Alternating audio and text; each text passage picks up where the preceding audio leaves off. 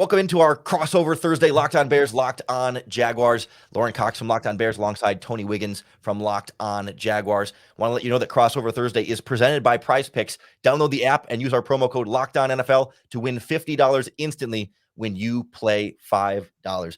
Tony, when you look at the Jaguars coming to London, trying to keep some of this positive momentum going after the win over the Colts, what do they need to do to start a winning streak after a 4-game losing streak to begin the year? The first thing is to get over their Achilles heel, and that is converting on third down. They still didn't do that much against the Colts. Fortunately for them, they didn't get to a lot of third down situations. They were cooking. Trevor Lawrence had 28 out of 34, and he had 2 drops. So they were really, really cooking in the passing game. And then the running game with Tank Bigsby, they were really able to get a lot done, so they didn't get themselves in those long down and distance situations. And then the reverse is they got to get Chicago off the field on third down. I don't know if the Jaguars have played a game this year where they won time of possession. And when you don't win time of possession, that means less opportunities. And when teams take away possessions and it comes down to a game of limited possessions, it's the teams that are able to sustain drives in those situations that can put themselves in scoring position. So the Jaguars just have to take care of their opportunities and don't, obviously, the cliche over the years, we've been watching football a long time, is don't turn the ball over. So when they don't turn the ball over and when they don't go into these little funks where it's 3 and out, and then it's a 10-play drive on the other side, and then it's another 3 and out, that's where they get themselves in a world of hurt and a world of trouble. So the key is going to be making sure they get to the sticks and keep these drives going and don't turn the ball over in the short field. I can almost guarantee you, that the Chicago Bears will get a turnover on the Jacksonville Jaguars. They've done it on every single game this season, and most games they've gotten 2 or 3. They have been incredibly aggressive and opportunistic. And I guess I want to throw it back at you then. Okay, like if one of the keys to victory is avoiding turnovers, how well do you think the Jaguars can overcome a turnover? Does it feel to you like a big turnover or 2 and then they're just done for? Or do you feel like, based on some of the progress they've made and some of the close games they've been in, that maybe they're resilient enough that the turnover is not going to deflate everything and derail whatever progress they were building? Well, they just can't let multiple things happen and compound the problem. Football is a game of adversity. You're going to see it. You're going to get it at some point. Last week, it was stopping the big plays by the Colts. Early in the game, it was the quick passing game to Josh Downs. Late, it was Alex Pierce that was killing them and wearing them out. But they gave up 34 points. But the reason why they were able to overcome that and win is because they remained aggressive on offense, and the Colts had no answer for them.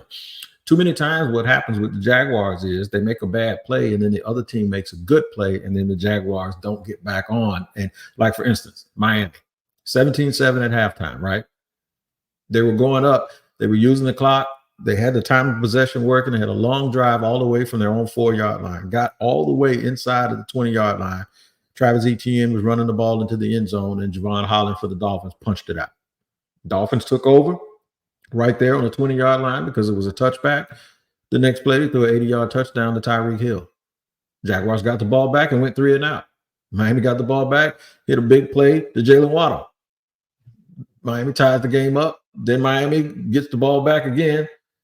The Jaguars have a chance to win it. They can't run the clock out. They go 3 and out. The Dolphins get the ball back with a minute to go. Bip, bip, bip, go down the field, kick a 53-yard field goal and leave.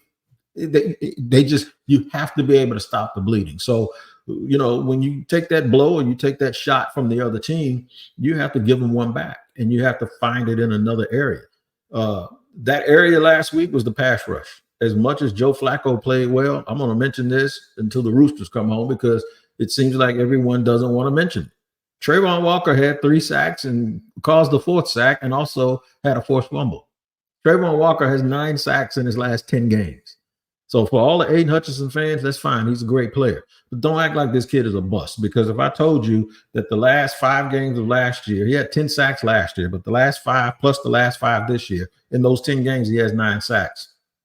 And he's one of the best run defenders in the league. That kid needs to get some recognition. And he was one of the key reasons why they were able to turn this thing around last week and hold on, because he played well on that side of the ball and created some situations that were very, very difficult for the Colts. So whenever that adversity comes, they have to make sure it doesn't affect everything. The bleeding can't go everywhere. It can't be Murphy's Law where everything that can go wrong will go wrong. They have to make sure that, okay, we took that, but now we're going to give you something back on the other side.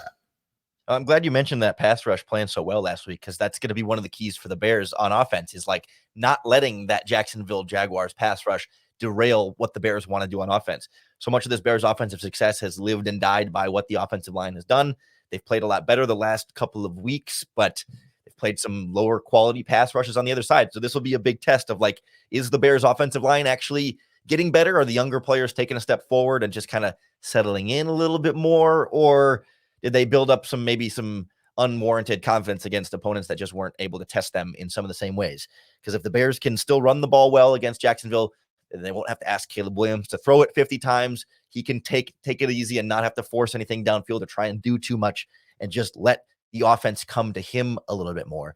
That's what we've seen the last couple of weeks, but I think the Jaguars are going to test some things in the other direction there. Certainly defensively, I mean, it's kind of the inverse of what we talked about. It's the turnovers. Get one or two, whether it's an interception, a strip sack, a forced fumble on somebody. The Bears will get at least one, and I think if they can get a second one to give that extra possession to the offense, they should be able to cruise and feel pretty good about this overall like team formula of like, don't make life so hard on Caleb Williams. Let's take how the team goes, and the defense can carry a lot of the load there. Question: is this their first trip to London? No, the Bears did London quite a few years. It's the first trip under Matt Eberflus.